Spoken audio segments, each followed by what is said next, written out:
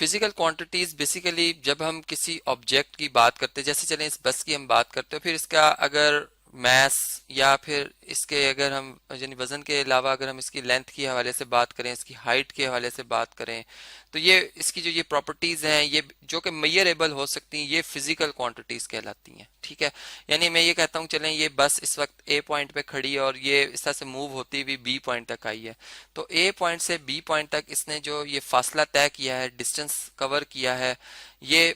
जो अगर हम इसे मेजर करें तो ये भी एक जो क्वांटिटी होगी, इसको हम कहेंगे कि ये हमारे पास फिजिकल क्वांटिटी है। यानी अब यहाँ पर हम यूँ कहते हैं कि वो क्वांटिटीज जो कि हम बगैर किसी और क्वांटिटी के मालूम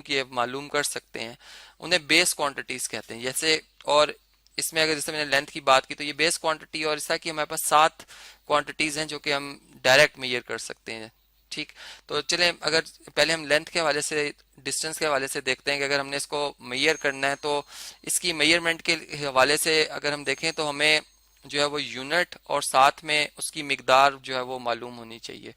और इसको मेजर करने के लिए हम एक स्टैंडर्ड एक ऐसा पैमाना लेके आएंगे जिसको कि फिर हम मुतारिफ भी करा सके दूसरे लोगों के साथ। ठीक, तो मैं यूँ कहता हूँ चलें अगर ये फर्ज करें एक हमारे पास ये एक रॉड है, ठीक है, जिसको कि मैं कहता हूँ कि ये ए प्राइम से बी प्राइम तक है, ये मेरे पास एक पैमाना है जिससे मैं इस दो गाड़ियों के दरमियान जो फासला है ये, या इस गाड़ी ही की अपनी पहली पोजीशन से आखिरी पोजीशन तक का जो फासला है उसको हम मेजर कर रहे हैं। तो इसके लिए क्या करेंगे जी, ए प्राइम को ए पॉइंट पे रखेंगे और रॉड का दूसरा सिरा जो है वो यहाँ इस फासले पे रखेंगे जो कि यहाँ से हमें नजर आ रहा है। फर्ज करें कि एक दफा रखने से ये बी प्राइम पॉइंट यहाँ पे आता है, लेकिन हमने देखा कि ये तो भी काफी दूर है बी पॉइंट, तो इसका मतलब इस तरह के और भी हमें जो है वो रॉड्स रखने होंगे या इसी को आगे चलाना होगा। तो इसी तरह जहाँ पे इसका दूसरा टर्मिनल आर्म आया है, या सॉरी टर्मिनल जो पॉइंट आया है, यहीं पर रख कर फिर इसका दूसरे सिरे को देखा जाएगा। तो ये यानी एक दफा यहाँ पर, दूसरी दफा यहाँ, फिर थर्ड टाइम यहाँ पर अंदाजन चलें यहाँ पर आ जाएगा कहीं पे, और फोर्थ टाइम जो है वो यहाँ पे आ जाएगा कहीं पर, या इससे चलें यहाँ पर अगर आ रहा है तो 4 और यहाँ पे 5 है, तो ये 4 और 5 के दरमियान है, तो फिर हम यूँ कहेंगे कि ये जो ए और बी के दरमियान फासला है वो 4 पॉइंट ऑफ ये जो रॉड है इसकी लेंथ के बराबर हो। अगर ये फर्ज करें इसको मैं एम से जाहिर करता हूँ, मैं कहता हूँ ये 1 मीटर है, तो फिर इसको मैं कहूँगा कि ये 4.5 मीटर है फासला ए से लेकर बी पॉइंट तक का। ठीक है, तो इसमें जो 4.5 है, अगर हम इसे देखें तो ये हमारे पास मिकदार है यानी मैग्नीट्यूड है, और जो हमारे पास मीटर था, अब मीटर भी हो सकता था, ये इसको हम फीट में भी ला सकते थे, यानी तो हमारे ऊपर है कि हमने किस अंदाजे से इसको मेजर किया हुआ है। तो फिर ये हमारे पास जो है ये एक मेजरमेंट मुकम्मल होती है मैग्नीट्यूड के साथ और यूनिट भी। तो इसी तरह से जो कि ये डायरेक्ट मेजर हुई है, तो हमने कहा ये बेस क्वांटिटी है।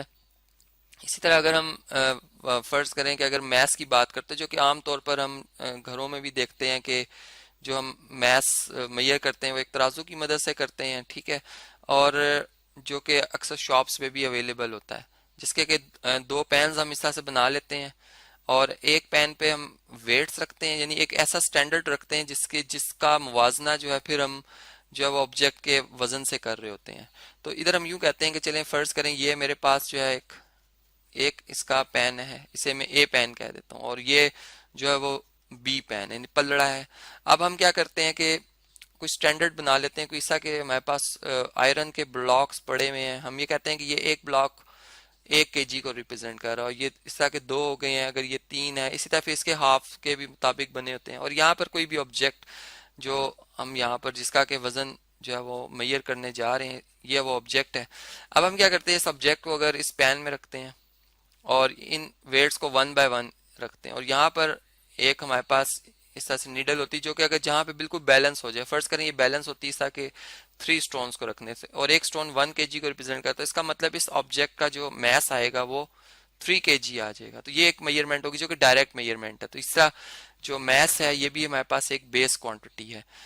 इसी तरह से टेम्परेचर हो गया जो कि थर्मोमीटर से हम डायरेक्ट मेजर कर लेते हैं, ये भी एक बेस क्वांटिटी हो जाएगी। अब हम बात करते हैं कि अगर फर्ज करें मैं एक ऑब्जेक्ट है मेरे पास कोई, और मैं क्या करता हूँ जी कि इस ऑब्जेक्ट के लेंथ, ठीक है, यानी ये जो हमें एक फेस इसका नजर आ रहा है, जिसमें कि ये लेंथ और इसकी ब्रेथ है, अगर मैं इन दोनों को मल्टीप्लाई कर देता हूँ, यानी लेंथ और ब्रेथ दोनों बेसिकली बेस क्वांटिटीज हैं। लेंथ और ब्रेथ, ब्रेथ चूंकि लेंथ ही का एक दूसरा नाम है, एक डायमेंशन मुख्तलिफ हो जाती है जिससे कि एरिया आ जाता है। तो हमने देखा कि जो एरिया है बेसिकली जो कि दो बेस क्वांटिटीज को मल्टीप्लाई करने से हासिल हुआ है, तो ये एक डिराइव्ड क्वांटिटी, यानी ये वो मिकदार है जो कि किसी बेस क्वांटिटी को मल्टीप्लाई करने से हासिल हो रही है। तो इस तरह से हम इसे कह देंगे कि ये डिराइव्ड है। ठीक है, इसी तरह अगर फर्ज करें मैं, अगर फासला जो है, इसमें कहता हूँ कि गाड़ी ए पॉइंट से बी पॉइंट तक इसने एक फासला तय किया है, ठीक है,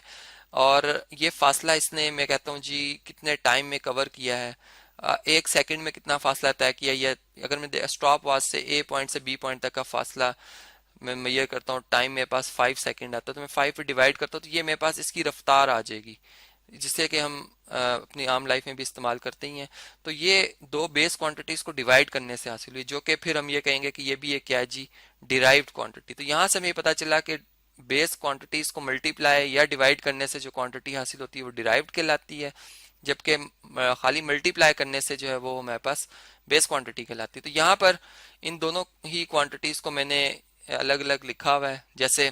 बेस क्वांटिटीज में जो 7 बेस क्वांटिटीज हैं, जिनमें कि लेंथ है, मैस है, इलेक्ट्रिक करंट है, टाइम है, टेम्परेचर, इंटेंसिटी ऑफ लाइट और अमाउंट ऑफ सब्सटेंस, इनके यूनिट्स भी मैंने जो है वो मेंशन किए हुए हैं के सामने, ठीक है, जो कि आप देख सकते हैं इनके सिंबल्स भी।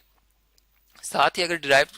यूनिट्स को देखा जाए, ड्राइव क्वांटिटीज के यूनिट्स को देखा जाए, यानी इनके यूनिट्स को ड्राइव यूनिट्स कहा जाता है, तो वो वॉल्यूम, जैसे मैंने भी आपको बताया कि लेंथ, ब्रेथ और अगर हाइट भी आ जाए तो ये इसका यूनिट मीटर क्यूब हो जाएगा। इसका फोर्स है, इसका प्रेशर है, वर्क है, इलेक्ट्रिक चार्ज है, वेलोसिटी है, ये तमाम वो हैं क्वांटिटीज जो कि बेस क्वांटिटीज को मल्टीप्लाई या डिवाइड करने से हासिल होती हैं। इसी तरह और भी बेशुमार क्वांटिटीज हैं जो कि डिराइव्ड हो सकती हैं,